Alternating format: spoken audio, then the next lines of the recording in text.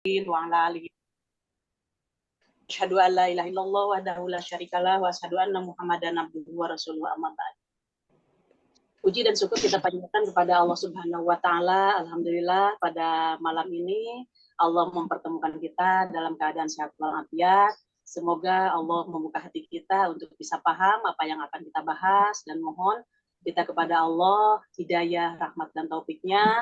Mudah-mudahan setelah kita paham, kita dianugerahi untuk bisa mengamalkannya. Amin ya rabbal alamin. Monggo Dokter Diah dipandu. Set screen-nya sampun, Mbak? Belum.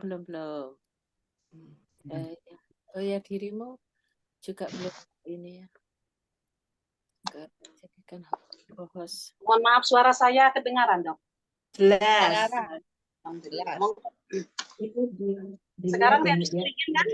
Iya, 57 ini. Semuanya airnya mbaknya perlu dibikin. Assalamualaikum Putri. Waalaikumsalam. Kalau itu nggak ada buktinya ya, Ses. Ya, Pokoknya ngasih tahu nggak ada bukti ya. Kita harus lihat sendiri. Pertama, nomor 57. Ada uapnya nggak berarti? Ada. Kalau nggak salah sih ada. Aku juga udah lupa. Tempo.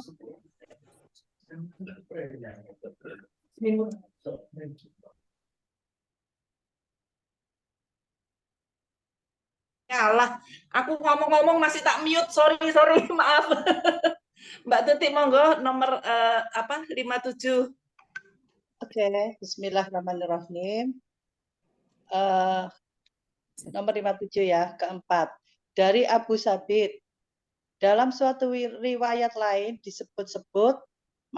disebutkan Abu Sa'id, dan dalam riwayat lain pula disebutkan Abul Walid, yaitu Sahal bin Hanif radhiyallahu anhu, dan dia pernah menyaksikan peperangan Badar, bahwasanya Nabi Shallallahu Alaihi Wasallam bersabda, barang siapa yang memohonkan kepada Allah Ta'ala supaya dimatikan syahid, dan permohonannya itu dengan secara yang sebenar-benarnya, maka Allah akan menyampaikan orang itu ke tingkat orang-orang yang mati syahid, sekalipun ia mati di atas tempat tidurnya.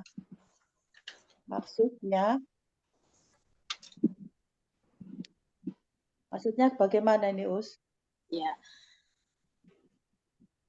Di sini Rasulullah SAW bersabda, barang siapa yang memohonkan kepada Allah Ta'ala supaya dimatikan syahid, dan permohonannya itu dengan secara benar-benar keluar dari hati nurani, bukan hanya angan-angan aja, saya ingin mati syahid, tapi betul-betul yang menilai benarnya, yakinnya di dalam hati itu hanya Allah.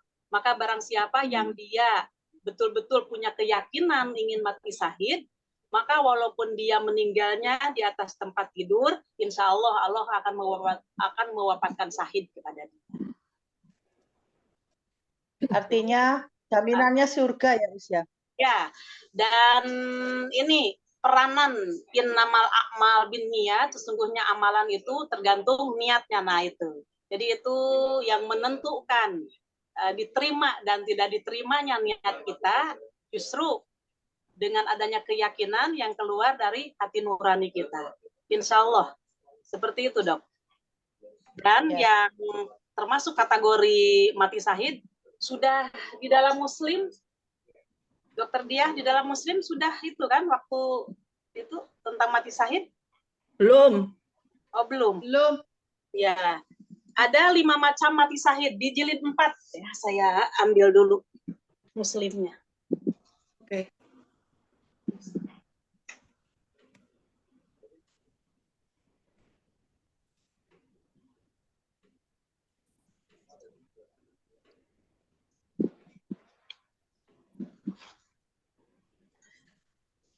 Di jilid 4 yang judulnya itu mati syahid, meninggal apa? Ya, mati syahid. 5 macam mati syahid.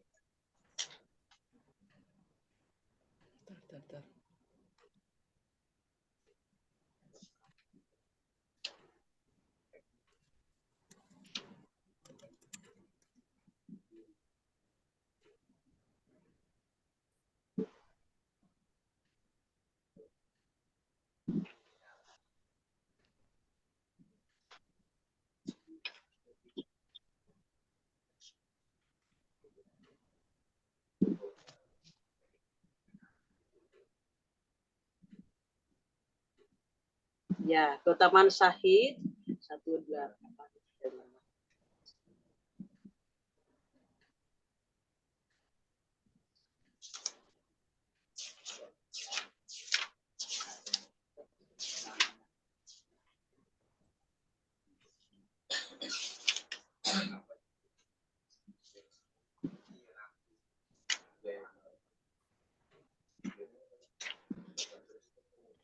Oh, ini mati syahid 5 macam. Ya, itu Dok. Monggo. Iya. Monggo. Tuti. Dari Abu Hurairah Loh, katanya, kok kok miring? Kok miring? Iya, udah. Rasulullah Shallallahu Alaihi Wasallam bersabda, seorang laki-laki berjalan di sebuah jalan, lalu dia menemukan sebuah ranting berduri di tengah jalan, maka disingkirkannya ranting itu dengan bersyukur kepada Allah Ta'ala. Allah mengampuni dosanya karena perbuatannya itu. Beliau bersabda pula, para syuhada, orang-orang yang mati syahid, 5 macam. Al-mat'un, orang-orang yang tewas karena penyakit kolera, penyakit menular atau wabah. 2. Al-mabtun, orang-orang yang tewas karena sakit perut atau melahirkan. 3. Orang yang tewas karena tenggelam. 4. Orang yang tewas karena ditimpa tanah longsor atau pohon tumbang dan sebagainya. 5. Orang yang tewas dalam perang fisabilillah. Ya, nah ini termasuk yang 5 ini kategori syahid. Jadi kalau umpamanya seseorang itu yakin di dalam hatinya, ya Allah, wafatkanlah saya di dalam keadaan syahid, ya Allah. Insya Allah. Boleh jadi mungkin antara yang 5 ini ada salah satunya yang menyebabkan dia meninggal dalam keadaan syahid. Jadi kalau yang kemarin kena COVID itu insya Allah syahid ya? Ya, Bukan wabah. kolera. Wabah kan itu, Dok, ya. Oh iya ya. Wabah Iya. ya. Termasuk wabah. Syahid berarti itu. Syahid insya Allah. Melihat Oh. dari kategori hadis ini. Yang 5 pokoknya. Ya. Oh, Iya, iya. anaknya Ridwan Kamil itu juga ya? Iya, tenggelam. Ya, tenggelam. Emir, Ya. apa Emir ya? Tenggelam. Betul, tenggelam. Kemudian yang kena tertimbun juga kan itu termasuk. Orang yang tertimbun oleh longsor. Oh. Termasuk meninggalnya itu mati syahid. Kemudian yang tenggelam yaitu umpamanya ada pesawat yang jatuh, tapi kan di situ campur, ada yang muslim dan yang non muslim. Pasti yang muslim lah, insya Allah, yang termasuk kategori syahid. Kalau yang itu, yang waktu itu di Sulawesi ya, kalau nggak salah ya, ada kejadian yang satu kawasan tiba-tiba ditimbun gitu kan?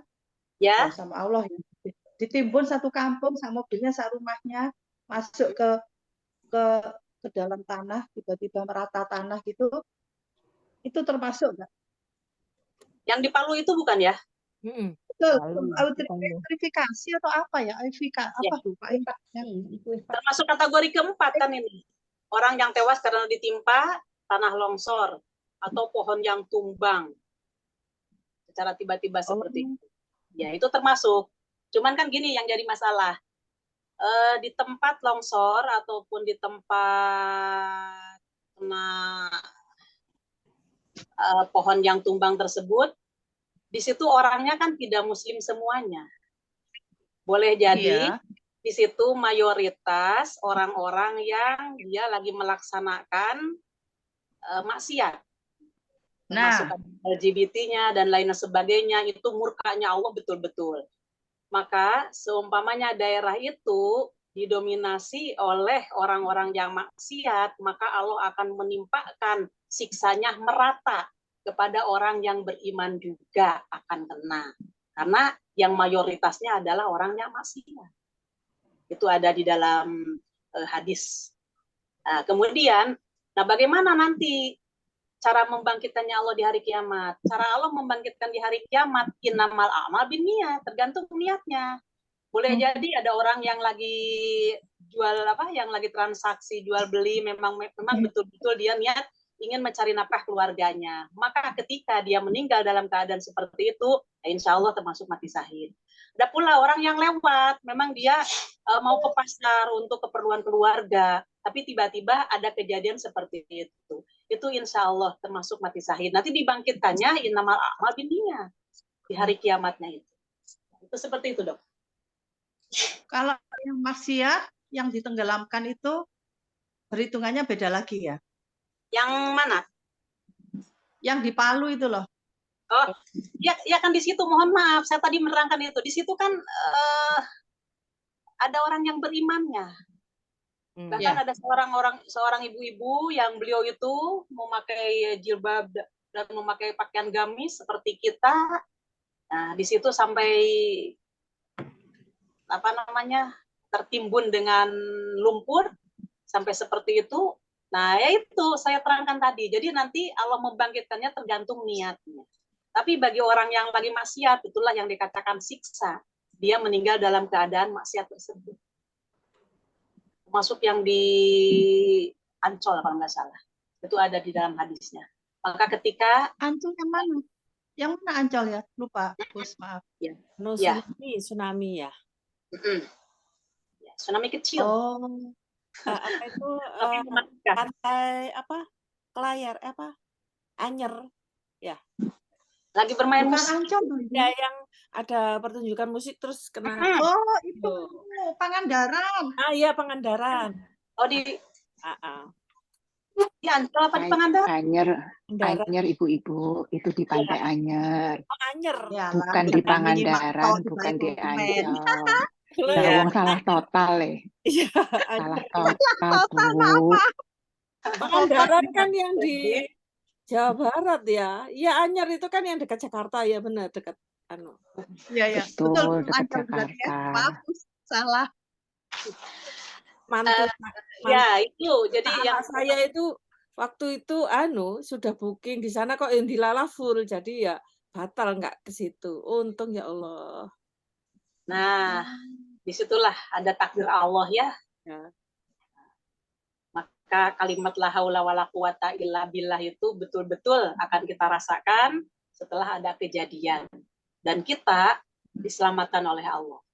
Gerget-gerget yang diberikan oleh Allah itu, yaitu seperti ada orang-orang yang tadinya saya ini mau, tapi kok sekarang ini tiba-tiba ada rasa malas. Memang itu dituntun oleh Allah. Ya memang ajalnya belum sampai. Itu aja. Makna singkatnya.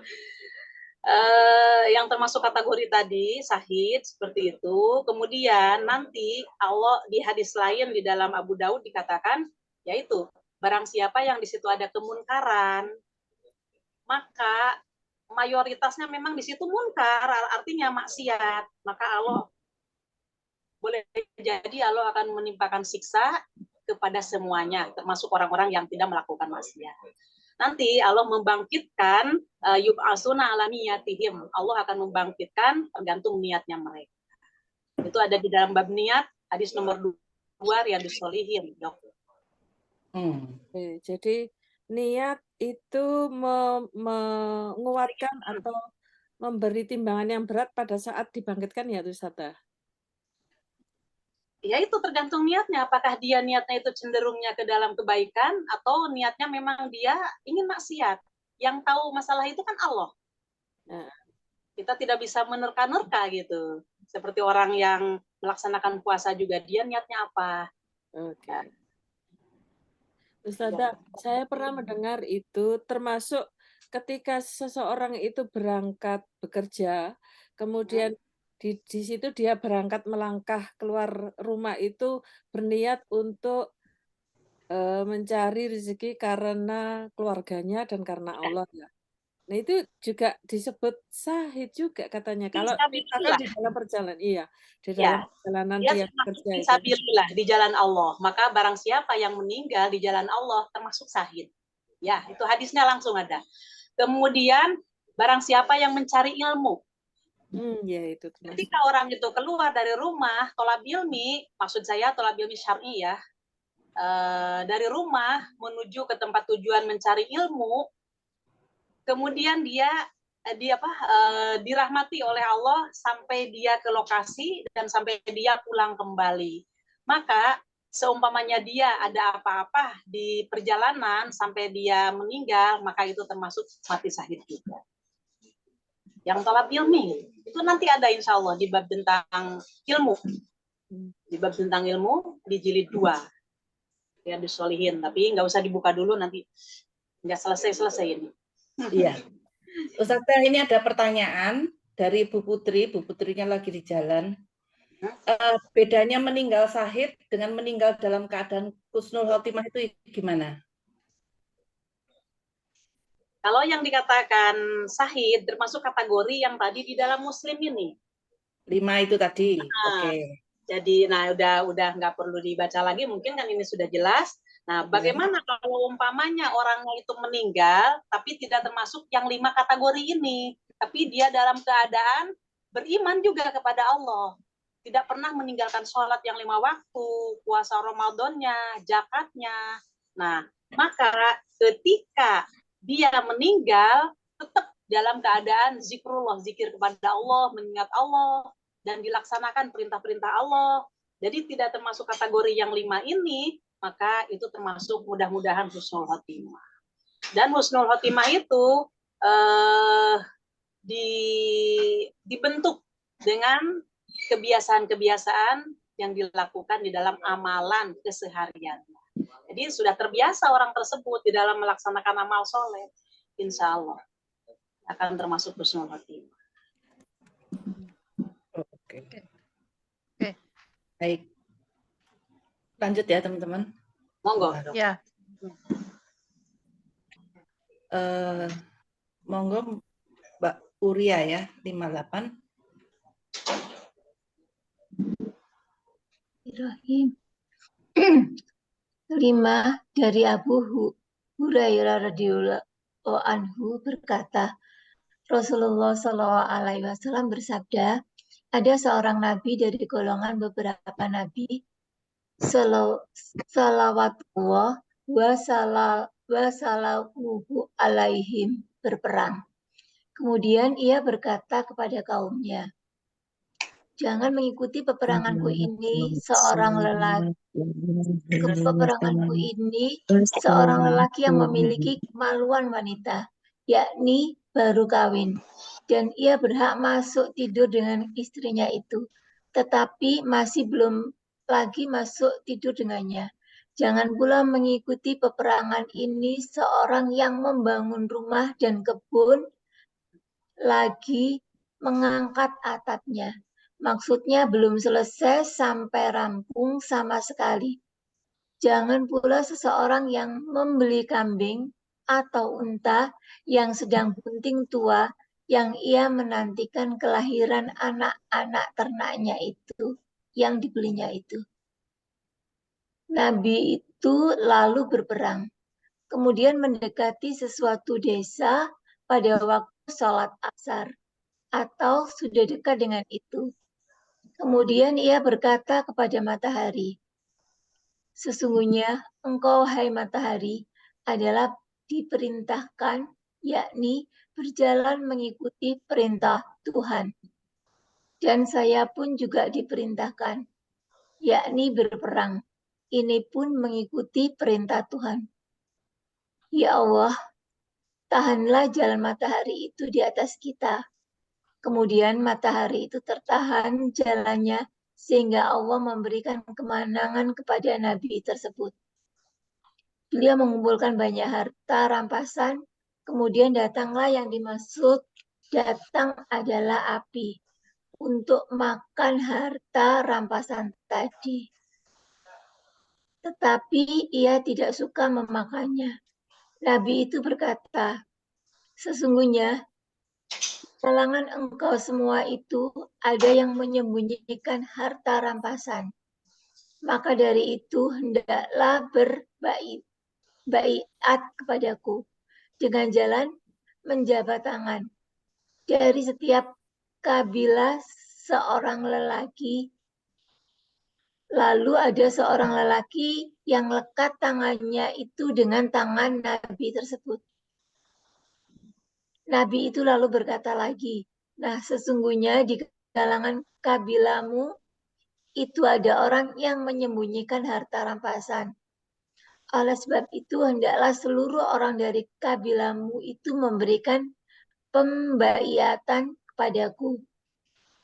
Selanjutnya ada 2 atau 3 orang yang tangannya itu lekat dengan tangan Nabi itu. Lalu beliau berkata pula, di kalanganmu semua itu ada yang menyembunyikan harta rampasan.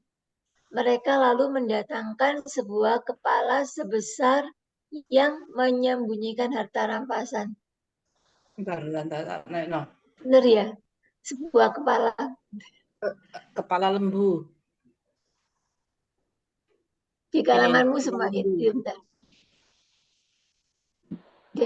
Mereka itu mendatangkan sebuah kepala besar, kepala lembu yang terbuat dari emas. Dan inilah benda yang disembunyikan. Lalu diletakkanlah benda tersebut, kemudian datanglah api terus memakannya.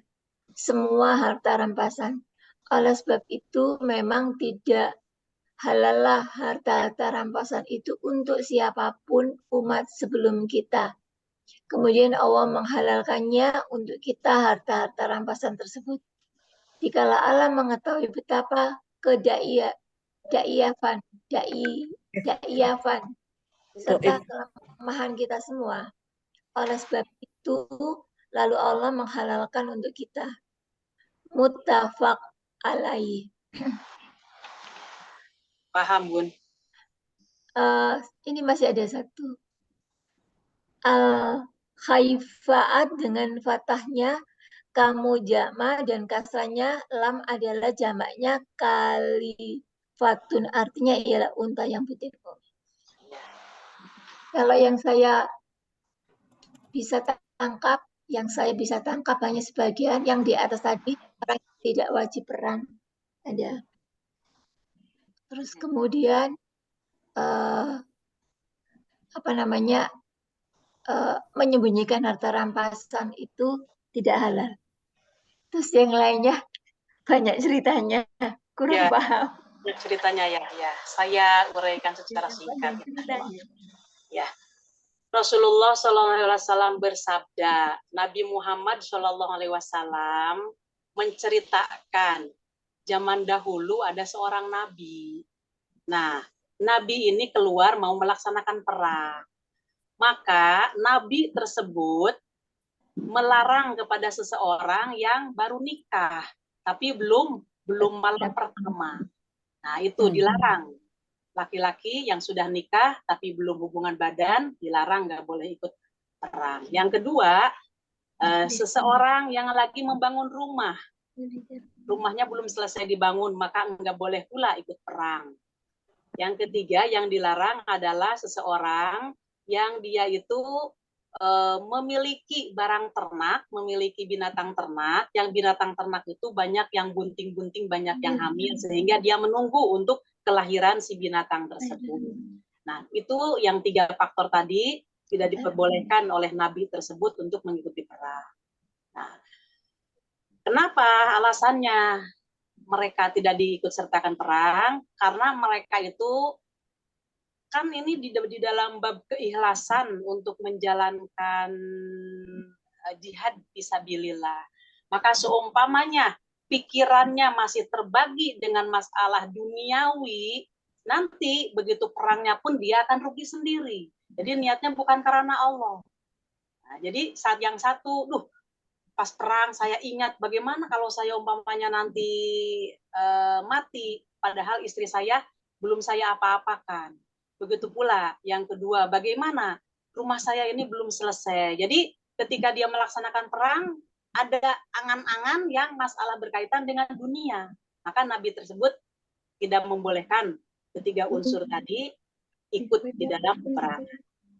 Nah, maka si Nabi tersebut, Nabi yang diceritakan oleh Rasulullah SAW ini, Nabi tersebut akhirnya melaksanakan perang. Akan tetapi waktu asar itu sudah hampir dekat menuju ke maghrib. Jadi dari asar ke maghrib kan sebentar lagi matahari tenggelam. Maka otomatis ketika matahari tenggelam, maghrib datang, waktu sholat datang. Maka akhirnya Nabi tersebut berkata kepada matahari, wahai matahari, sesungguhnya engkau beredarnya engkau, mengikuti rotasinya engkau adalah diperintah oleh Allah. Aku pun perang diperintah juga oleh Allah. Maka dari itu, wahai Allah, tahanlah matahari ini, jangan sampai tenggelam dulu, gitu maknanya. Maka Allah mengabulkan si matahari itu tidak tenggelam dulu, dan terasa panjangnya waktu antara asar ke maghrib. Untuk apa? Untuk melaksanakan perang melawan orang-orang kafir. Maka Allah mengabulkan sehingga menanglah Nabi tersebut di dalam peperangan itu dengan waktu yang diberikan oleh Allah atas permintaannya beliau. Itu. Maka di sini menunjukkan kekuasaan Allah, bahwa Allah itu yang mengendalikan, yang mengatur langit dan bumi dan isinya plus matahari. Maka yang mengendalikan itu matahari adalah Allah. Maka Nabi doanya itu kan tidak pernah meleset, dan memang semua Nabi dan Rasul itu memiliki doa-doa yang terkabul. Maka ketika mereka itu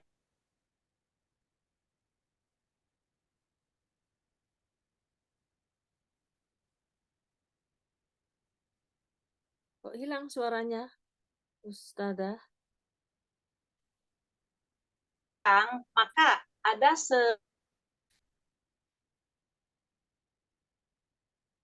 di kabilah tersebut menyembunyikan harta gonimah.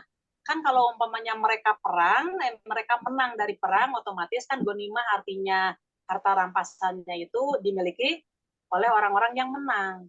Pas pada waktu itu Nabi yang memimpin perang tersebut memenangkan perang. Nah, akan tetapi bedanya dengan Nabi Muhammad, kalau di zaman Nabi Muhammad peperangan, harta kekayaannya itu, harta rampasannya itu halal, bahkan dibagi-bagi kepada anggota yang mengikuti perang di kalangan orang-orang yang beriman. Kalau dahulu Nabi tersebut atau Rasul terdahulu ketika perang diharamkan gonimah atau harta rampasannya itu. Maka dengan cara apa dimusnahkannya? Dengan cara dibakar. Akan tetapi api ketika mau membakar gonimah tadi enggan untuk memakannya. Maksudnya enggan untuk membakarnya. Maka Nabi bertanya-tanya, coba siapa di antara kalian tabiat? Barangkali ada yang memang dia melaksanakan dusta gitu. Maka ketika di beat, ada di sini ketuanya yang lengket kepada tangannya Nabi tersebut. Nah, tidak bisa dilepaskan. Maka ditanya, barangkali di antara anggota Anda ada seseorang yang menyembunyikan harta gonimah tersebut. Akhirnya selidik demi selidik, satu-satu dari anggota tersebut di beat oleh nabinya, maka ada seseorang yang lengket tangannya. Nah, berarti dialah yang ditunjukkan oleh Allah memiliki maksiat, memiliki kedustaan. Maka setelah itu diminta, apa yang Anda sembunyikan? Ternyata didatangkan bongkahan emas sebesar kepala lembu. Berapa kilo ya? Ya, ibunya berapa kilo ya? Mungkin ada 5 kilo ya. Nah, sebesar itu.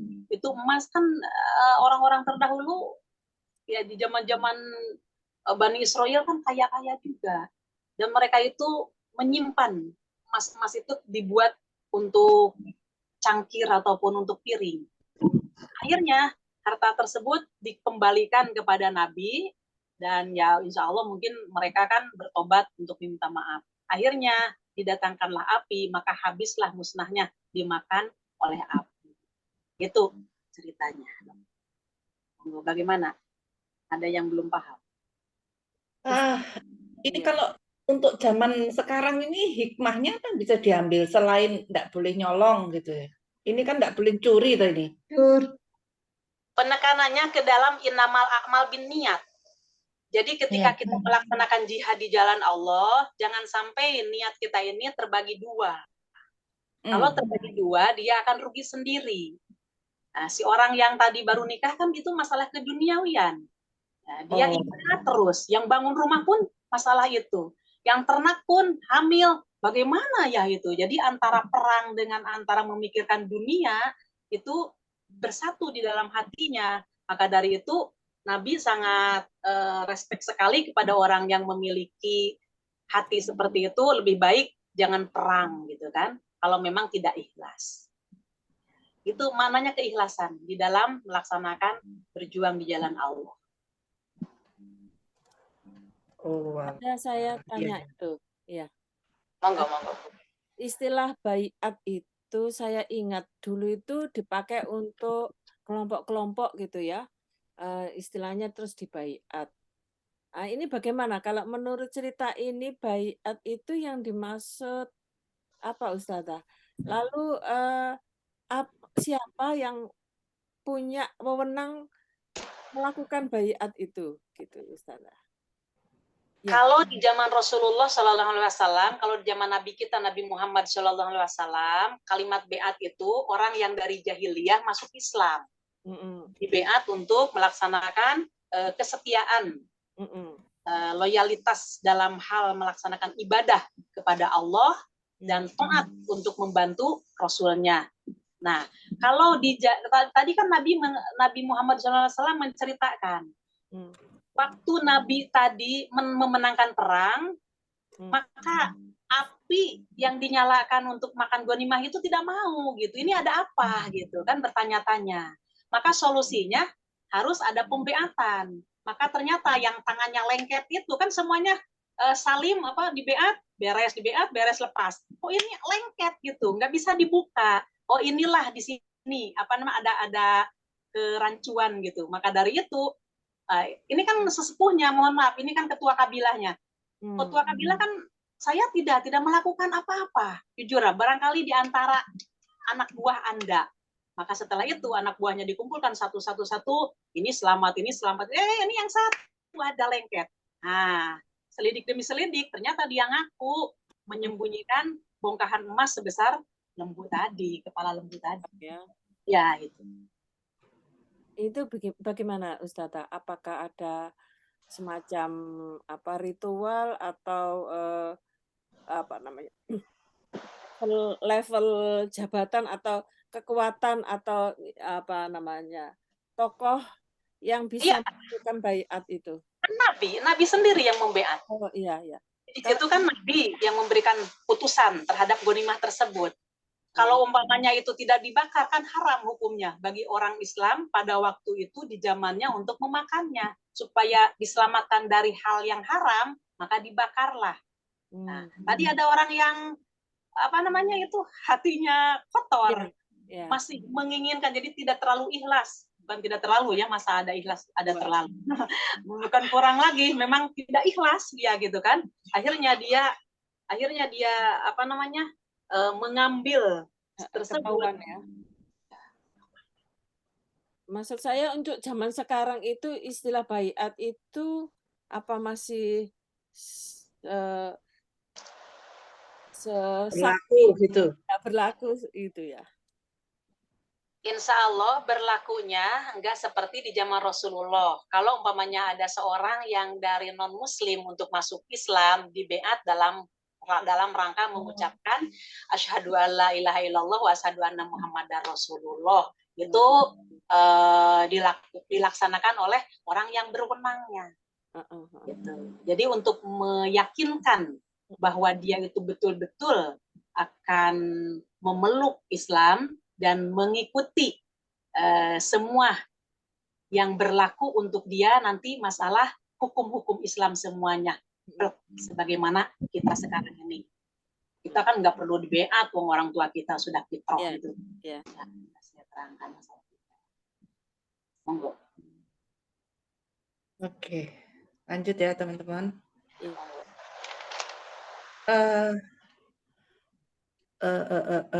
Dr. Wiwin, monggo. 59. Keenam dari Abu Khalid yakni Hakim bin Hizam radhiyallahu anhu. Dia masuk Islam di zaman pembebasan Mekah, sedang ayahnya adalah termasuk golongan pembesar-pembesar Quraisy, baik di masa jahiliyah ataupun di masa Islam.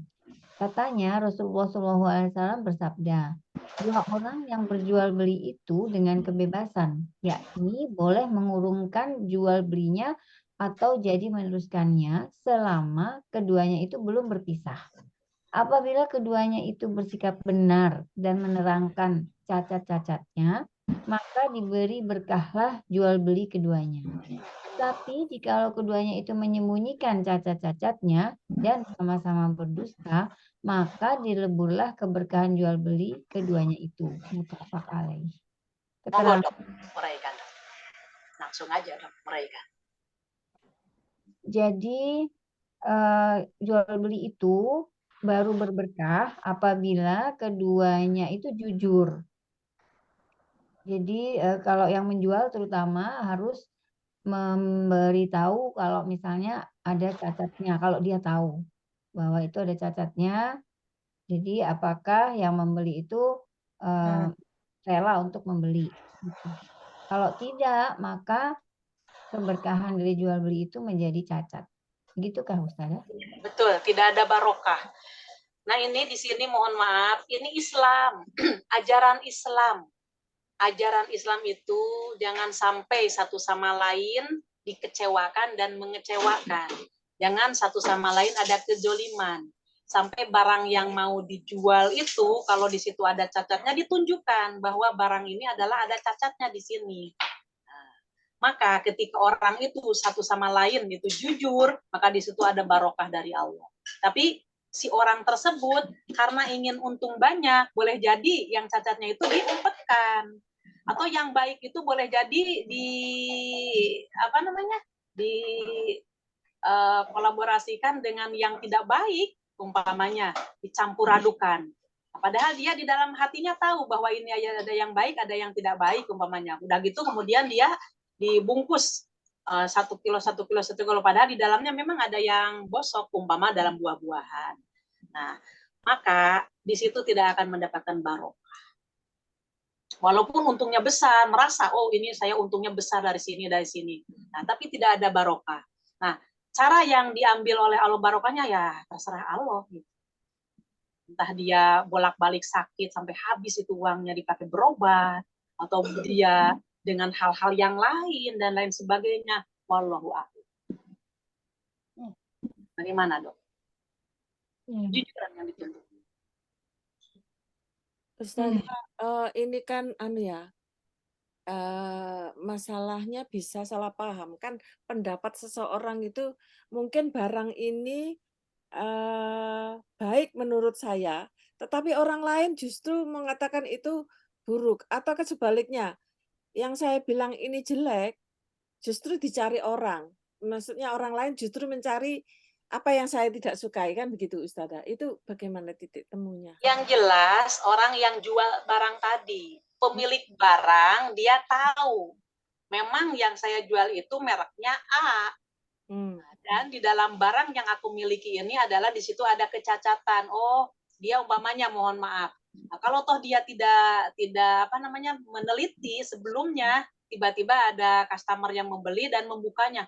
Pak, lo ini ternyata di bagian tangannya, di bagian ini ada cacat atau ada tidak terjahit kalau daster umpamanya pakaian. Nah, oh iya sini Bu. Nah, saya sisihkan. Nah, seperti itu. Jadi masalahnya enggak begini. Kata si A ini baik dan dicari, malah kata si B itu tidak baik. Yang jelas itu yang berkaitannya dengan pemilik barang tersebut. Oh, yang itu patokannya adalah pemilik barang ya. Contohnya begini Ustazah, misalkan saya jual tanaman ya. Tanaman ini karena saya jual dengan harga murah karena saya tidak suka. Misalkan, oh ini karena ada dahannya yang melungker. Tetapi orang lain menemukan ini peluang. Oh ini yang saya cari, yang daunnya melungker ini yang saya cari. Terus jadi itu kan berarti menurut dia tidak menipu, mohon maaf, iya, Ibu tidak menipu, iya. Ibu tidak menipu karena Ibu jujur gitu. Dan masalah saya tidak suka, saya jual murah, ya hak Ibu itu kan, masalahnya seperti itu.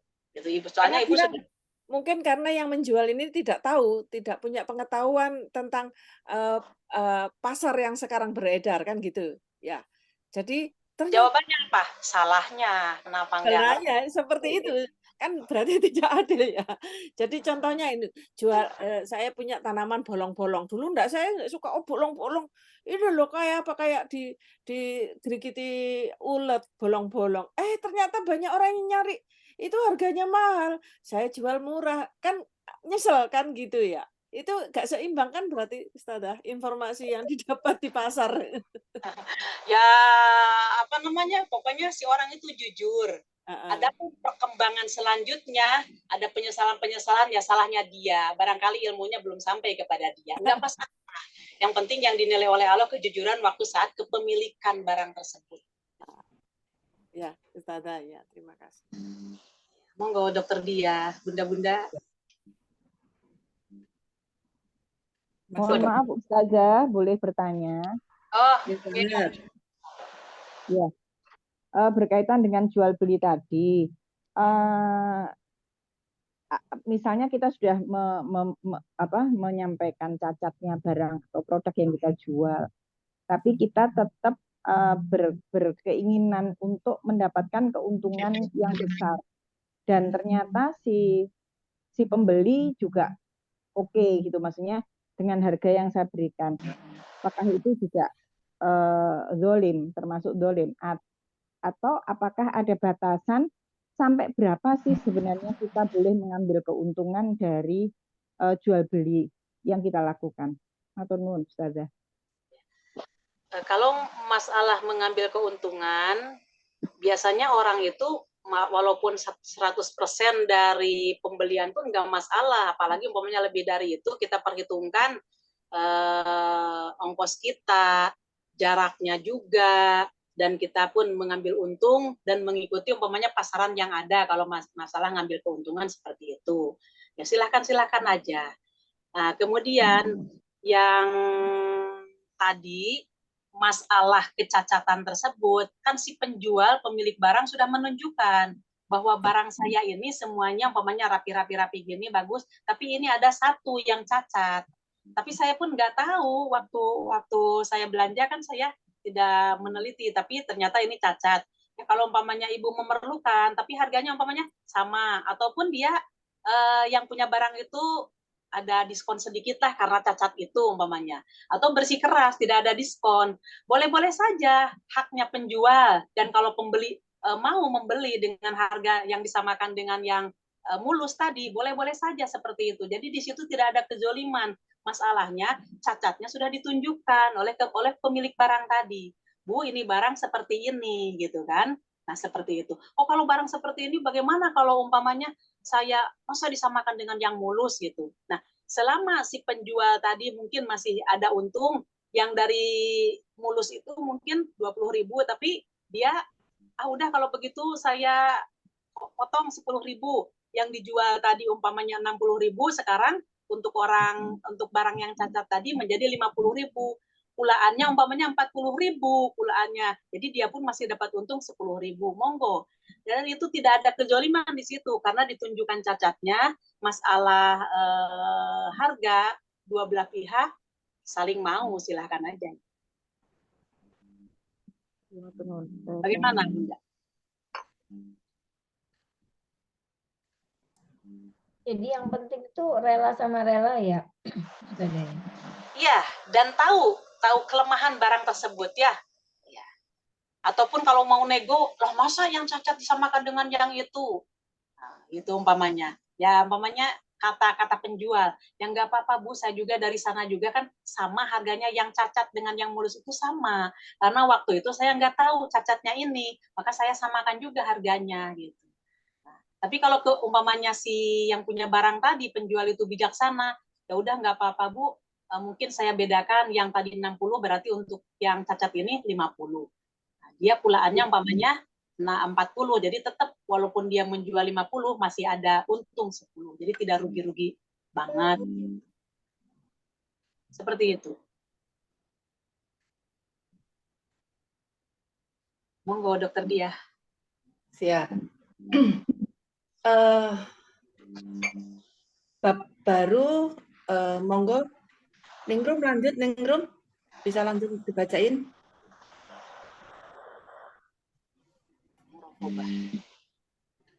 bab 5. Muraqabah ini. Muraqabah atau pengintaian. Allah Ta'ala berfirman, dialah yang melihatmu ketika engkau berdiri dan juga gerak tubuhmu di antara orang-orang yang bersujud.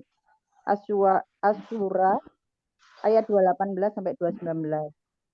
Allah Ta'ala berfirman pula, dan dia adalah besertamu di mana saja engkau semua berada. Al-Hadid ayat 4.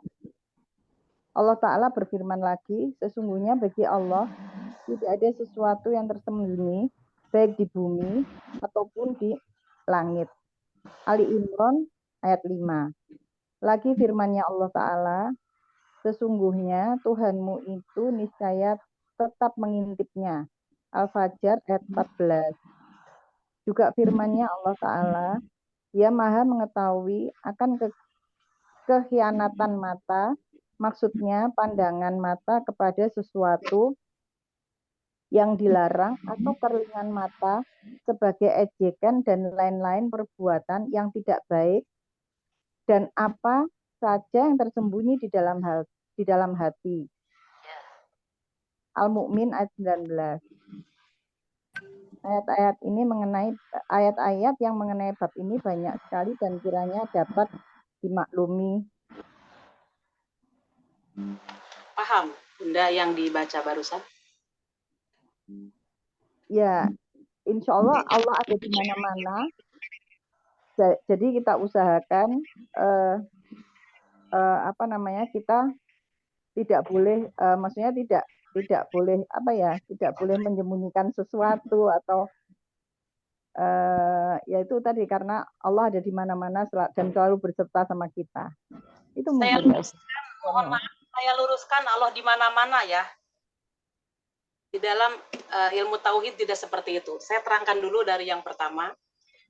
Allah berfirman, Allazi yaroka hina taqumu wa taqallubuka fisajidin. Dia melihat kamu, Allah melihat kamu ketika kamu dalam keadaan tegak berdiri dan dalam keadaan sujud. Artinya Allah mengetahui siapa yang melaksanakan sholat dan siapa yang tidak melaksanakan sholat. Penekanannya ke situ. Maksudnya, mohon maaf, maksudnya dalam hal ini sujud ini diartikan sholat ya, Us ya? Ya, dalam keadaan sujud ataupun dalam keadaan tidak sujud. Allah mengetahui siapa di antara hamba-hamba ini yang taat terhadap perintah dan yang melanggar terhadap perintah. Oke. Terus yang selanjutnya, dan dia wahwa ma'akum aina ma kuntum, dan dia menyertai kalian di mana kalian berada. Bukan dalam arti Allah di mana-mana. Kalau Allah di mana-mana berarti Allahnya banyak. Hati-hati dalam kalimat ini. Yang dimaksud dengan Allah selalu menyertaimu di mana engkau berada. Allah yang di mana-mana. Hamba-hamba Allah itu yang bersebar di mana-mana. Akan tetapi Allah itu mengetahui walaupun kita di mana-mana, Allah itu tembus pandang dan Allah itu tidak terhalang dengan sesuatu pun. Di mana Allah di dalam Al-Quran dijelaskan Ar-Rahmanu 'alal arsy istawa. Allah itu berada di atas aras. Allah itu berada di atas aras. Setelah langit ketujuh, disitulah Allah. Tapi walau menurut kita jauh, tapi bagi Allah itu tidak ada yang jauh. Allah itu selalu melihat, selalu memantau kepada hamba. Di sini disebutkan selanjutnya innallaha la yakhfa, bagi Allah itu tidak ada yang tersembunyi sedikit pun di langit ataupun di bumi. Kalau kita hanya terhalang dengan dinding aja kan kita bingung ada siapa, atau umpamanya ada suara di atas langit-langit rumah, suara apa kita nggak bisa melihat kecuali kalau kita buka untuk melihat dan membawa senter barangkali kita.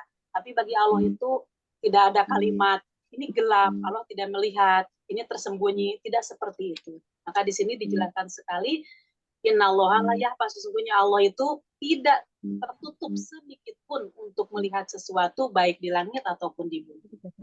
Dan selanjutnya Allah mengetahui khianatnya mata yang melihat. Artinya apa? Seorang hamba ketika di dalam hatinya punya rasa dengki kepada orang lain, kan otomatis pandangan matanya pun dia memandangnya bukan ikhlas, tapi pandangan mata pun ada pandangannya dengan penuh dengan kebencian kepada seseorang itu. Boleh jadi orang itu benci kepada kita, tapi kita kan tidak memperhatikan. Tapi Allah maha tahu terhadap pandangan matanya dia kepada kita. Nah, memang kehidupan manusia seperti itu ujiannya juga. Wa ma tukhfis sudur, dan bagi Allah tidak ada yang tersembunyi apa yang disembunyikan oleh hambanya di dalam hati. Dia cinta, dia benci kepada seseorang, Allah tahu. Maka inna rabbaka labir mirsad, dan sesungguhnya Tuhanmu selalu mengawasi. Artinya semua hamba tidak lepas dari pengawasan Allah, dan semua hamba disaksikan oleh Allah di dalam melaksanakan apapun.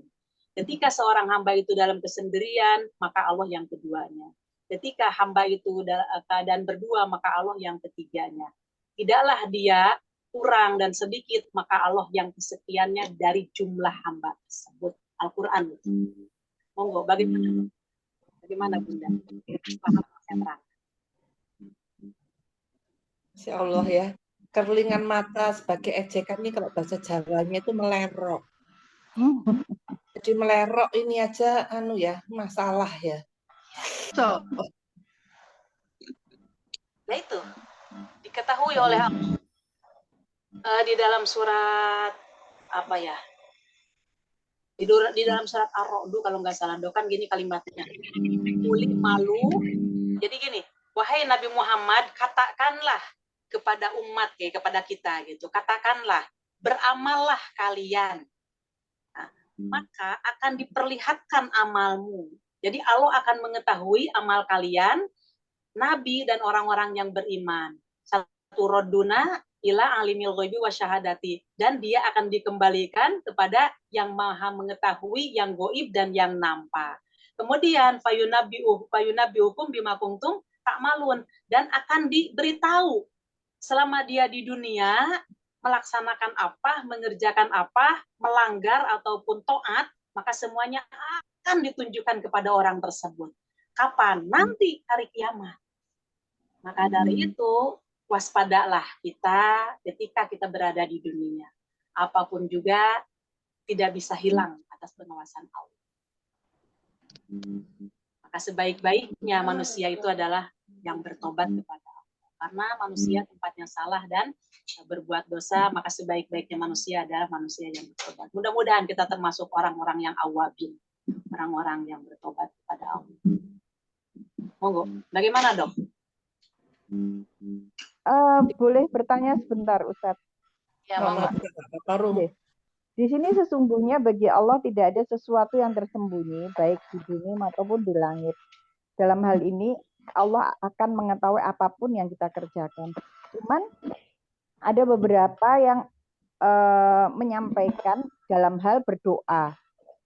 Berdoa itu kalau bisa kita itu dengan melafadzkan, mengucapkan kalau bisa, karena dibilang lebih afdolnya daripada kalau kita baca kita batin dalam hati, berdoa dalam hati. Nah, kalau misalkan kita kadang-kadang di jalan itu kita lihat sesuatu yang bagus gitu, itu kan dari kita berdoa, ya Allah mudah-mudahan ya kita tuh nanti kan seperti itu, ya Allah mudah-mudahan nanti kita itu kan nggak mungkin kalau kita lafadzkan, misalnya kita ada di misalnya keramaian atau apa, itu seperti apa Ustadz penjabarannya? Ya. Matur nuwun. Itu masalah yang berkaitan dengan doa itu. Silahkan dibuka di dalam surat. Jawabannya untuk pertanyaan Bunda itu di dalam surat Al-Isra, Dokter Dia. Di dalam surat Al-Isra ayat 110.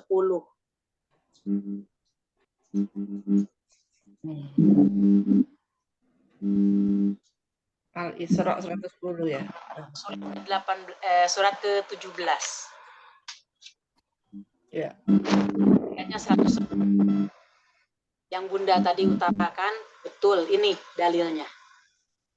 Ini deh.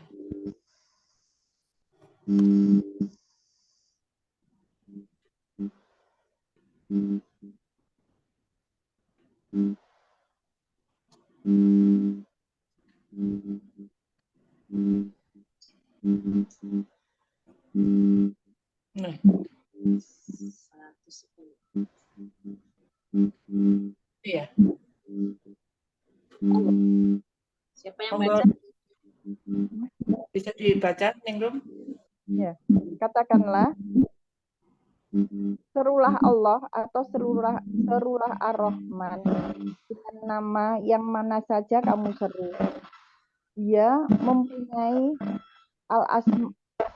Al-Asmaul Husna, nama-nama yang terbaik, dan janganlah kamu mengeraskan suaramu dalam sholatmu, dan janganlah pula merendahkannya, dan carilah jalan tengah di antara kedua itu. Quran Surat Al-Isra ayat 110. Ya. Penjabarannya dari ayat ini, sholat itu artinya berdoa. Disolatika, sholat itu artinya doa. Maka katakan, wahai Nabi Muhammad, ud'ullaha, hendaklah kalian berdoa kepada Allah, atau serulah yang maha pengasih, ayyaman tad'u walahul asmaul husna. Pada hari-hari yang kamu menjalaninya dan kamu memerlukan kepada Allah, maka hendaklah kamu berdoa dengan menggunakan nama-nama Allah. Artinya ketika kita berdoa memuji dulu Allah, tapi jangan sampai suara kita dikeraskan. Ketika kita mengeraskan suara, boleh jadi mungkin kanan kiri kita, keluarga kita, tetangga kita, mungkin mendengar keperluan kita. Kan hajat kita ini tidak mau diketahui oleh orang lain. Maka seumpamanya, ya Allah, saya ini ingin mobil, sampai kanan kiri mendengar umpamanya suara kita. Itu tidak boleh dikeraskan seperti itu. Ini ada larangannya, wala tajhar bisolatika, terhadap doamu. Wala tukhafit, akan tetapi jangan kamu menyembunyikan. Ini pemahaman di sini, penjabaran di sini bukan untuk Allahnya yang tidak mendengar, yang tidak mengetahui anggapan kita, anggapan manusia, bukan. Allah itu tetap maha mengetahui apa yang ada di dalam greget hati kita juga. Walaupun kita tidak mengucapkan, sebelum kita mengucapkan, Allah sudah mengetahui apa yang akan kita ucapkan. Allah sampai seperti itu pengetahuannya. Akan tetapi ini pendidikan bagi kita. Mohon maaf, ketika kita berdoa, umpamanya tidak ada suara sedikit pun. Di dalam hati, Ibu coba ya membaca Al-Fatihah di dalam hati, lama Bu rasanya. Tuh, Bismillahirrahmanirrahim aja seolah-olah lama. Sampai betul-betul kita ingin ditolong. Kan artinya, boleh jadi tidak khusyuk malah dengan adanya ucapan itu di dalam hati. Tapi ketika begini, nah, orang lain tidak mendengar, tapi kita yang mendengar, yang paham apa yang kita ucapkan. Bismillah.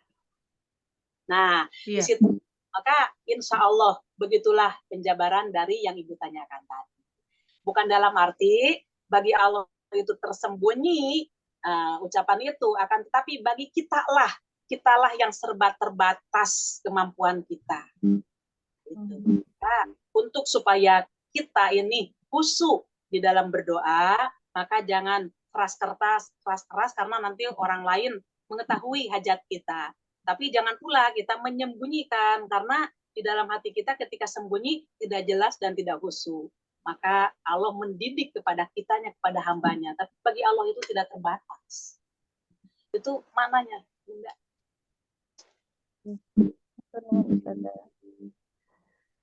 Dokter dia. Mohon maaf, kalau Ustazah, kalau mengaji itu sebaiknya suaranya dipelankan atau bagaimana ya?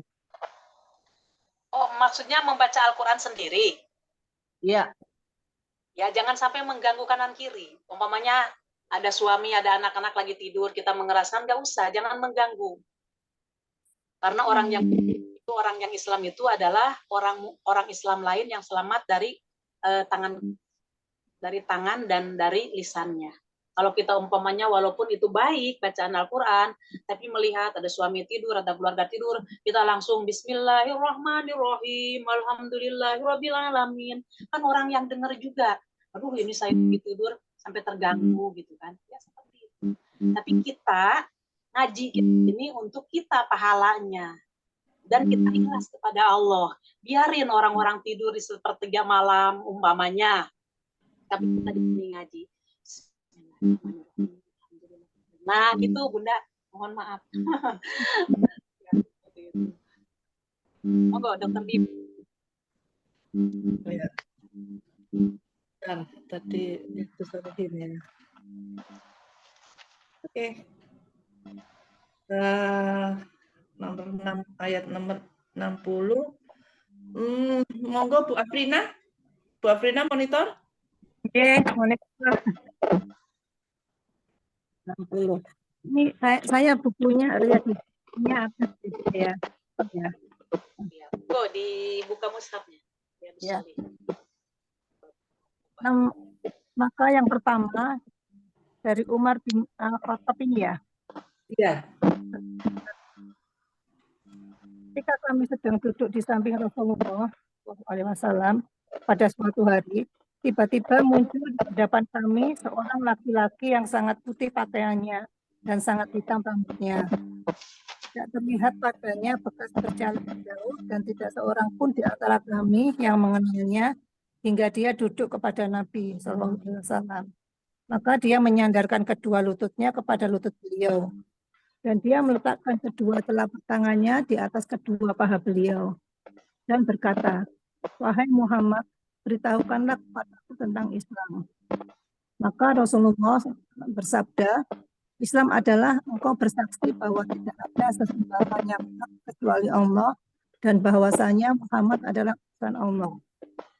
Engkau menegakkan sholat, menunaikan zakat, puasa Ramadan, dan melaksanakan haji ke Baitullah jika engkau mampu jalan ke sana. Dia berkata, Anda benar. Maka kami merasa heran kepadanya. Dia bertanya dan dia membenarkan. Dia berkata, beritahukan kepadaku tentang iman. Beliau bersabda, engkau beriman kepada Allah, para malaikatnya, kitab-kitabnya, para rasulnya, dan hari akhir. Dan engkau beriman kepada takdir yang baik dan yang buruk. Dia berkata, Anda benar. Dia berkata, lalu beritahukanlah kepadaku tentang ihsan. Dia bersabda, kau beribadah kepada Allah seakan-akan kau melihatnya. Jika engkau tidak melihatnya, sesungguhnya dia melihatmu. Dia berkata, lalu beritahukan kepadaku tentang kiamat. Beliau menjawab, yang ditanya tentang kiamat tidak lebih mengetahui dari yang bertanya. Dia berkata, maka beritahukan kepadaku tentang tanda-tandanya.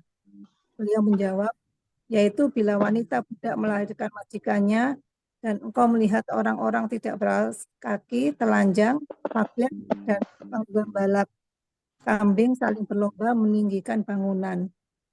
Kemudian dia pergi dan aku berdiam menunggu beberapa lama. Kemudian beliau bertanya, wahai Umar, apakah kamu mengetahui siapa yang bertanya itu? Aku katakan, Allah dan Rasulnya lebih mengetahui. Dia bersabda, dia datang kepada kalian untuk mengajarkan kepada kalian agama kalian. Riwayat oleh Muslim. Paham Bunda? Ya, ada yang mereka mengatakan menanyakan berbagai macam itu, tapi yang bertanya itu mengatakan dia membenarkan gitu. Ya. Dan ternyata itu adalah Jibril.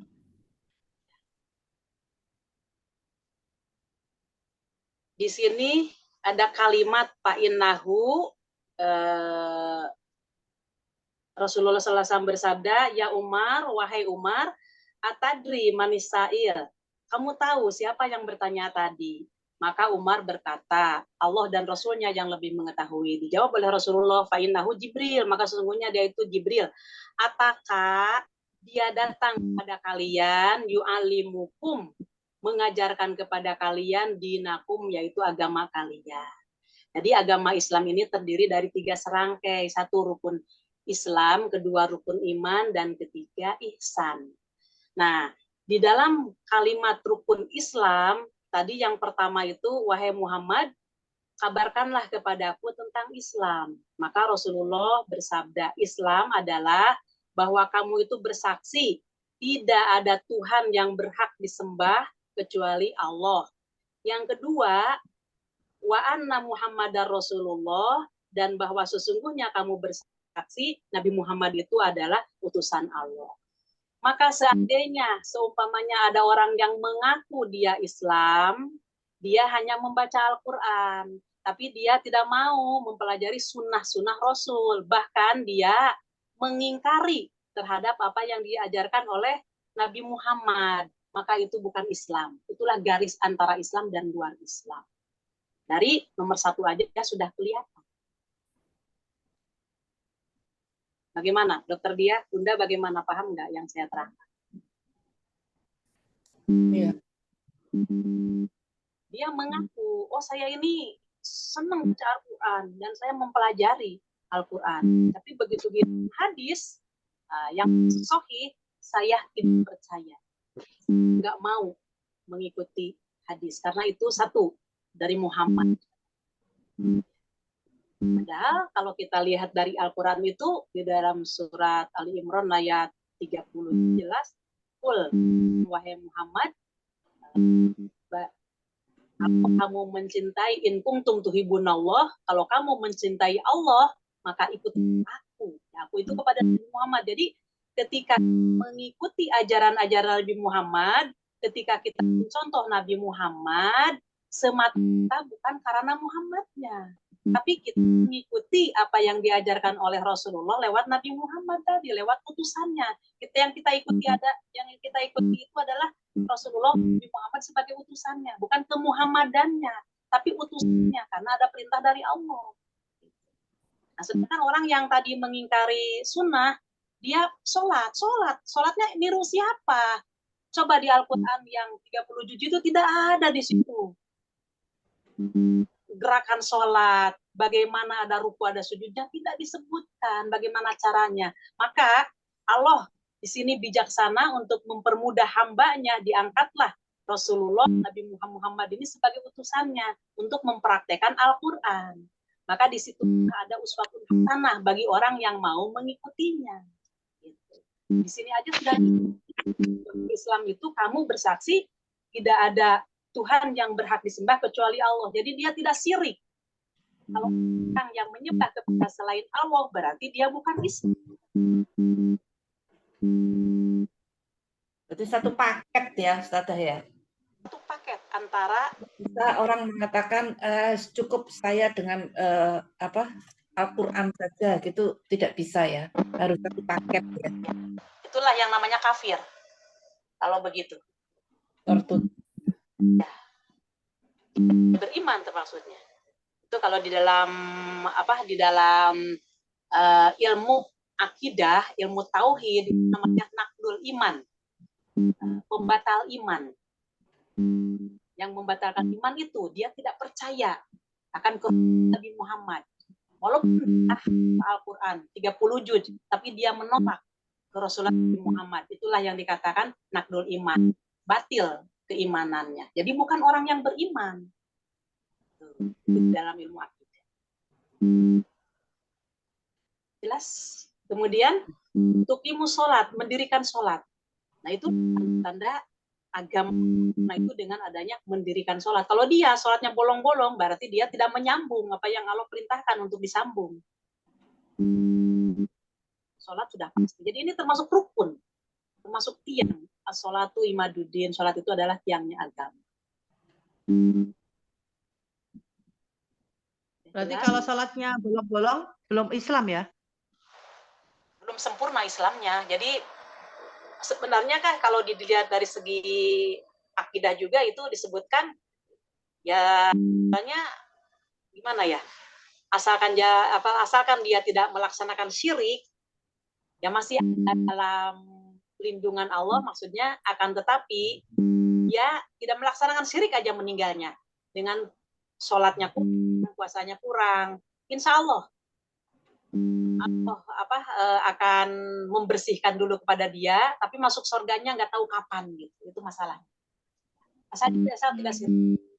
Nah, tapi dengan adanya mampir dibersihkan dulu karena dia tidak melaksanakan sholat yang 5 waktu, artinya sholatnya bolong-bolong, ya diminta pertanggungjawaban di sisi Allah. Tetap diminta pertanggungjawaban. Maaf, saya mau tanya, definisi syirik itu seperti apa ya penjabarannya? Adalah mempersekutukan kepada Allah, baik di dalam sembahan ataupun di dalam rububiyah, di dalam uluhiyah atau di dalam rububiyah, dan di dalam asmaul husnanya. Mempersekutukan. Jadi artinya, kalau umpamanya masalah sembahan kan jelas ya, kan yang seseorang Islam itu menyembah Allah. Berarti kalau dia menyembah selain Allah udah jelas syiriknya ya. Ya. Uluhiyah kayaknya udah banyak paham. Yang banyak yang tidak paham itu di dalam rububiyah. Rububiyah itu kan Rabbil Alamin. Rabbil Alamin, segala puji bagi Allah yang mengatur alam semesta. Nah, kita di dalam Al-Fatihah tadi bahwa kita punya keyakinan dan memang kita harus yakin bahwa yang mengatur bumi dan langit dan seisinya itu adalah Allah. Tapi tiba-tiba si orang tersebut keyakinan lemah. Sehingga umpamanya di dalam yang mengatur rezeki itu kan Allah, yang menentukan rezeki itu kan pada seseorang itu Allah. Tapi tiba-tiba ketika dia di dalam bisnisnya itu merasa lemah, dia mencari jalan pintas. Entah nanya kepada siapa yang dikatakan orang pintar untuk mencari solusi. Bagaimana supaya toko saya ini menjadi pesat, customer-nya datang banyak. Nah, itulah yang dikatakan syirik rububiyah. Oh, ya. Ada pula dalam masalah bala, masalah keselamatan. Dia punya keyakinan dengan adanya membuang sesuatu, baik itu bunga ataupun makanan, ditempatkan di suatu tempat atau dibuang di tengah pertigaan jalan, dia punya keyakinan dengan adanya membuang itu adalah sebagai tolak bala. Dia nggak yakin kepada Allah, yang mendatangkan bala itu Allah. Yang menyelamatkan itu Allah, itulah yang dikatakan syirik. Caranya itu banyak, kita tidak paham itu terutama di dalam hal rububiyah. Iya. Termasuk dengan sesama manusia. Yang memerintahkan seorang perempuan muslimah itu berpakaian adalah Allah supaya menutup auratnya. Tiba-tiba seseorang ini kerja di suatu instansi yang mohon maaf, boleh jadi ya udah pasti kan yang pemiliknya kepala yang memiliki perusahaan itu adalah melarang kalau umpamanya ada seorang perempuan yang berkerudung harus dibuka. Nah, si orang Islam tadi datang ke suatu tempat kemudian dia membuka kerudung karena taat kepada manusianya tadi, itulah yang dikatakan syirik rububiyah. Itu adalah Allah yang melarang dan yang memerintahkan. Tapi ternyata ada manusia yang melarang, dia memposisikan sebagai Tuhan di situ untuk agama kita, maka anggota dari orang Islam itu niru kepada dia, itu termasuk syirik. Ringan itu. Ya, saya contohkan di sini ada rumah sakit besar ya di dekat rumah saya. Saya kebetulan akrab dengan perawat dokter yang menangani saya. Saya tahu bahwa dia tidak berhijab, maksudnya tidak berbaju muslim, tahu saya. Tapi suatu ketika saya datangnya kepagian, ketemu dia naik motor, diantar suaminya, dia ternyata berhijab. Nah, dia masuk ke nggak tahu ruangan atau apa ya, ganti, terus langsung hijabnya dilepas. Saya tanya ke suster, kok dilepas? Iya, di sini berhijab, Bu. Tapi ya nggak boleh dikeluarkan, nggak istilahnya. Saya cuma dalam hati, loh, kok gitu ya? Dalam hati saya cuma berarti dia sudah memilih gitu. mendapatkan yang yang disyariatkan dalam Islam karena dia untuk mencari penghasilan, begitu kan Us? Itu termasuk syirik juga ya? Syirik. Karena yang memerintah berhijab itu, maksudnya berjilbab itu kan Allah. Tiba-tiba ada orang yang melarang untuk tidak berjilbab, berarti si orang yang melarangnya itu sudah pasti dia itu menyalahi aturan Allah, melanggar aturan Allah yang menciptakan langit dan bumi. Ini ada anggota Islam yang nurut kepada manusia seperti itu. Nah, nurutnya itu adalah syirik dia. Kenapa masih kepada togut? Gitu. Artinya kalau dia tidak nurut dengan yang punya rumah sakit, artinya dia keluar. Berarti kan dia tidak bisa mencari nafkah untuk keluarganya ya. Ada di dalam hadis disebutkan barang siapa yang dia menghindari karena Allah dalam suatu urusan dunia mencari nafkah, dia niatnya itu karena dia tidak cocok, di situ ada hal yang melanggar aturan Allah, maka dia mundur. Allah akan menggantikan kepada dia yang lebih barokah dan yang lebih baik daripada itu. Ada di dalam hadis silsilah itu. Bagaimana? Ini terutama kalau di laki-laki itu masalah Jumatan loh, Dok. Laki itu kalau umpamanya kamu mau kerja di sini nggak boleh Jumatan. Lah, termasuk itu kepada seseorang dari keluarga saya juga. Nggak usah diterima. Walaupun gaji sekian, jangan. Itu udah termasuk melanggar aturan Allah. Ya. Kalau si orang itu memaksakan diri karena melihat gajinya tersebut, ya itulah yang dikatakan cinta dunia itu. Jadi si orang itu tidak punya keyakinan.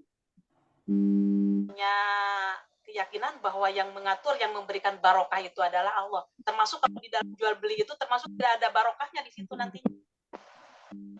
Yang jual beli kan selama dia itu mamanya tidak ada kejujuran, berarti di situ tidak barokah, sama dengan yang tadi namanya. Cari hal yang banyak, menurut kasat matanya dia banyak, tapi di situ tidak ada kebarokahan. Walaupun jumlahnya segitu banyaknya, dan menurut kasat mata dia di situ adalah menguntungkan bagi si karyawan atau karyawati tersebut. Tapi tidak ada barokahnya karena melanggar aturan. Kembali ke perawat tadi, dia pergi kerja sebetulnya ya, kalau ini fisabilillah ya, karena untuk menghidupi keluarga. Tapi saat bekerja karena dia copot jilbab, itu syirik. Nah, pada saat kalau dia meninggal saat itu, meninggalnya boleh jadi meninggal syirik ya. Ngeri. Dan syirik yang meninggal tidak diampuni oleh Allah. Mateng. Waduh, mateng aku. Kok berat ya? Waduh. Wis pokoknya kita itu percaya aja deh, wis enak-enak wis toh. Kalau Gusti Allah sing ngatur kan wis insyaallah kita sudah percaya. Ada loh, sebentar. Saudara saya punya sepupu, cerita aja sebentar, bahwa dia kerja di bank. Ya kedudukannya sudah tinggi. Tapi pada saat dia bekerja, dia tidak diperbolehkan memakai jilbab. Ya itu sama sebetulnya. Dia lakoni kerjanya sampai dia pensiun. Tapi sekarang dia sudah pensiun, sudah berjilbab terus. Artinya sudah tidak syirik lagi kan ya? Atau gimana itu? Yang kemarin-kemarin bagaimana perhitungannya ya? Kalau umpamanya ilmunya udah sampai sekarang, ya, dan di situ masalahnya untuk umat Nabi Muhammad itu ditangguhkan siksanya. Imma yu'azibuhum imma yatubu. Mungkin Allah memberikan kesempatan kepada dia itu untuk disempurnakan dosanya, mungkin pula ditangguhkan itu untuk dikasih kesempatan untuk bertobat. Beda dengan orang terdahulu. Kalau di zaman umat Rasul-Rasul terdahulu, apabila melaksanakan maksiat, maka langsung pada waktu itu disiksa. Maka ketika kita menjadi umat Nabi Muhammad, ada di situ kebijaksanaan yang diberikan oleh Allah ditangguhkan. Nah, seperti yang Bunda tadi katakan, bahwa saudara sekarang ini sudah pensiun seperti itu, ya barangkali pas pada waktu itu nggak paham, mungkin seperti itu. Dan memang perlu proses juga, tidak langsung begitu mendengar, loh ternyata ini dilarang ya, ya jangan dulu keluar, baik di hal yang riba ataupun di dalam tempat hal yang seperti di perawat tadi tidak diperbolehkan untuk berpakaian. Pelan-pelan.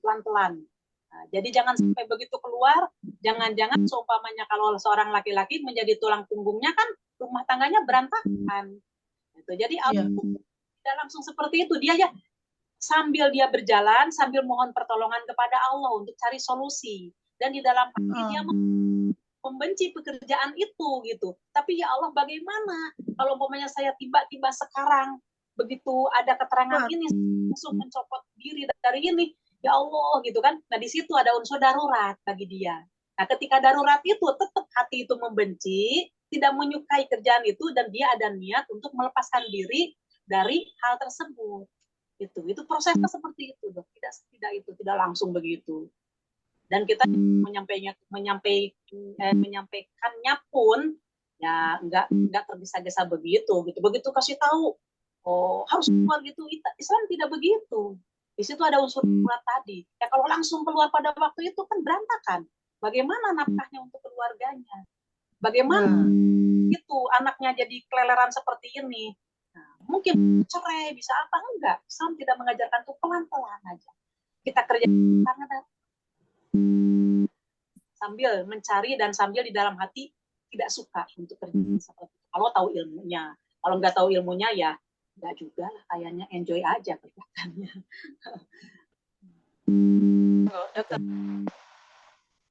Ustazah, itu kan misalnya nih tadi contoh perawat tadi itu muslim tapi saat kerja dilepas,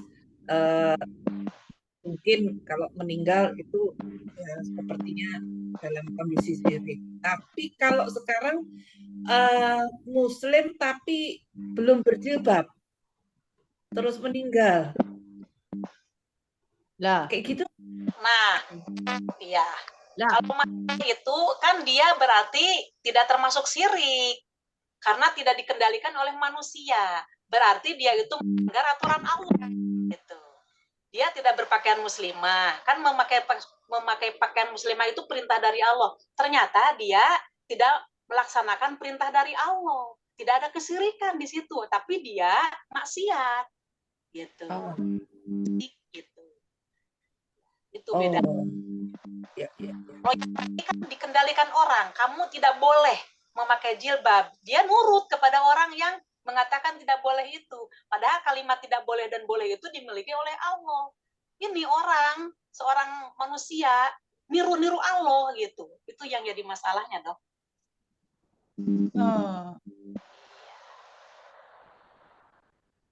Oke.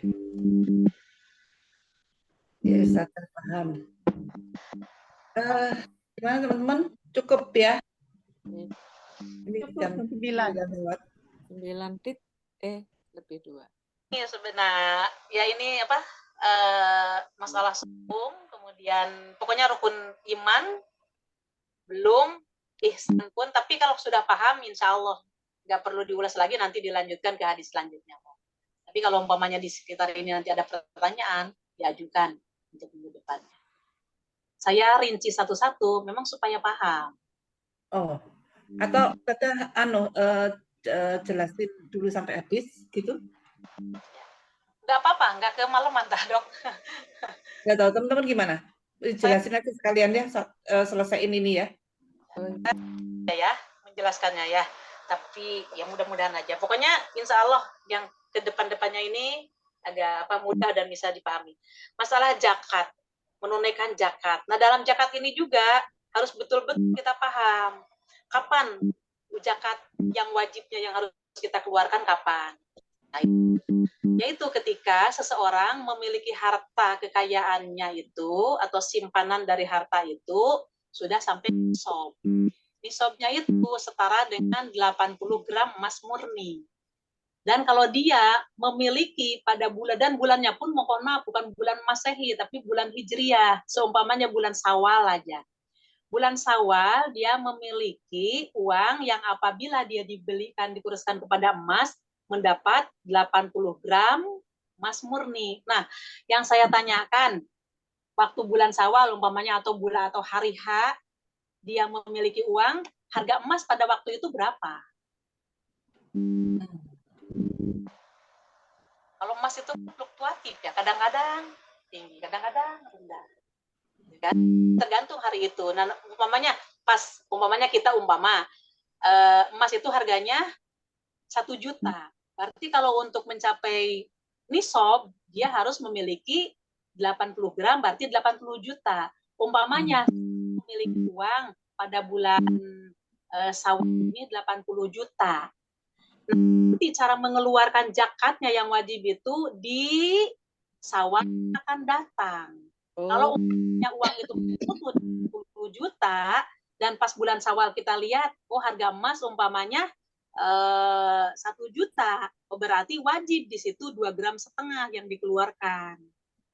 Berlaku untuk setiap tahun. Tapi seumpamanya yang 80 juta itu selama perjalanan untuk mencapai 1 tahun itu diambil keperluan lain, dibelikan umpamanya sepeda dan lain sebagainya, sehingga berkurang menjadi 30 juta lagi. Begitu tanggal haknya untuk mengeluarkan zakat di bulan Syawal itu enggak sampai 80 juta, tidak wajib dikeluarkan zakat. Oh, jadi harus tersimpan dalam 1 tahun ya? Iya. Tapi kalau 1 tahun diambil sehingga berkurang dari nisabnya itu tidak wajib. Sekarang seandainya bulan Syawal harga emas 1 juta, ya. Kemudian dia punya 80 juta, tetapi pada saat bulan Syawal depan itu harga emas misalnya anggap aja 1,5 juta. Nah, hartanya tetap dia tetap punya 80 juta itu. Tapi pada saat Syawal berikutnya itu kan enggak nyampe. Itu tetap keluar ya? Belum wajib. Hitungannya dari Syawal yang awal ya? Enggak, belum wajib, Dok. Dilihat kan 1 tahun. Jadi pas mengeluarkan itu dilihat pada hari mengeluarkan uang itu berapa, harga emasnya itu berapa. Berarti kalau itu masih 80 juta Syawal yang akan datang, lihat harga emas pada Syawal itu, berarti ini harga emasnya 1 juta, 1,5 juta, berarti saya masih kurang itu. Nah, berarti kalau umpamanya dia tidak menambah lagi, ya nggak ada zakat di situ. Nah, nanti kalau dari 80 juta, ternyata 900 umpamanya, ya wajib gitu. Jadi tergantung. Tapi kan biasanya emas itu jarang turunnya ya, naik terus. Tapi kadang-kadang turun juga. Ya itu pokoknya kuruskannya di emas. Itu ilmunya, pokoknya kita udah tahu ilmunya, kita akan paham nanti cara menghitungnya. Tuh, ya, masalah zakat. Jadi Ustazah, kalau penentuan mengeluarkan zakat itu kita sendiri yang menentukan bulannya ya? Allah yang menentukan. Nggak, maksud saya kita menentukan setiap Syawal, Syuro, Safar, bulan Safar itu saya mengeluarkan zakat mal. Itu untuk zakat mal ya Ustazah? Zakat mal. Yang mungkin yang dibicarakan Ustazah ini zakat harta kita dikatakan zakat mal ya? Iya, zakat mal. Ya. Kalau zakat mal itu kan berbentuk seperti uang gitu kan? Umpamanya simpanan. Ya simpanan itu dikuruskannya ke emas. Ya.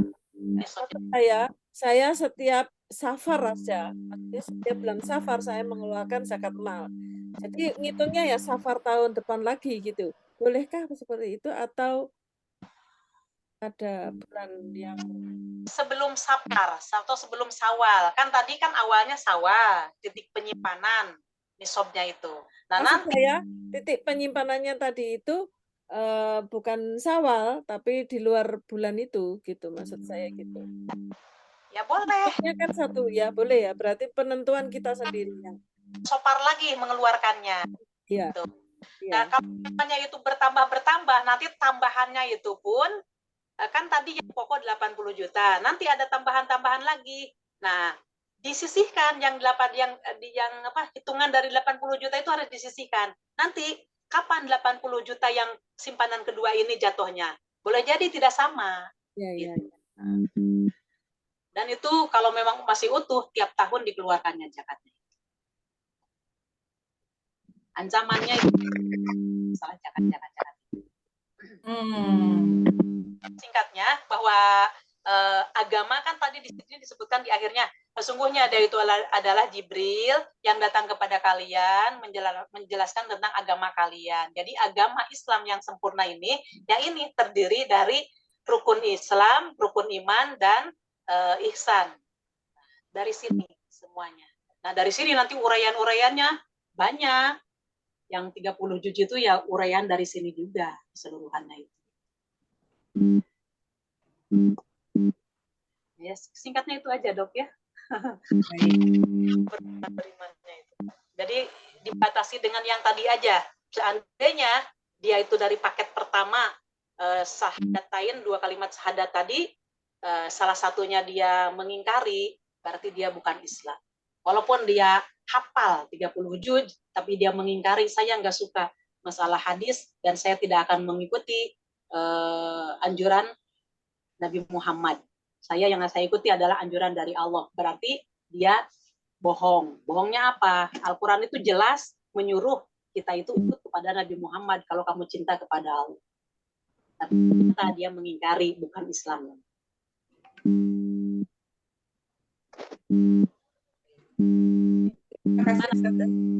Udah ya dok, sampai sini? Iya.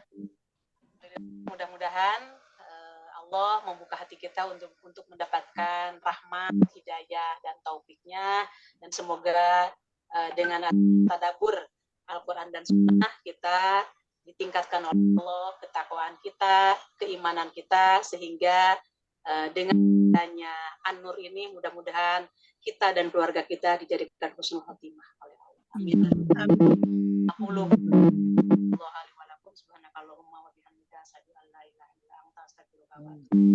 Rabbana atina fid dunya hasanah wa qina adzabannar. Wassalamualaikum warahmatullahi wabarakatuh. Waalaikumsalam warahmatullahi wabarakatuh. Terima kasih teman-teman. Assalamualaikum warahmatullahi Terima kasih wabarakatuh. juga dia. Waalaikumsalam warahmatullahi wabarakatuh. Selamat istirahat. Makasih ya, izin live. Ya. Ayo Min. Dadah. Assalamualaikum sayang. Waalaikumsalam. Katanya Bella sudah.